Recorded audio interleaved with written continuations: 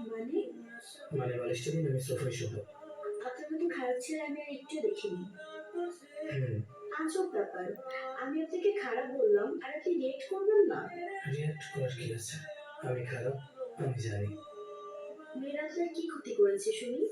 কিছু না। কিছু না, তাহলে মেয়েদেরকে অবিশ্বাস করেন কেন? আমার ইচ্ছে। আপনার ইচ্ছে হলেই তো হবে না।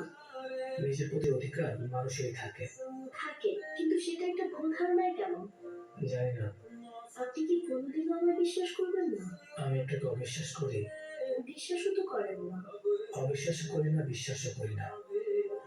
অবিশ্বাস করে আমার দ্বারা আপনি কখনো অসম্মানিত, অপমানিত হবেন না।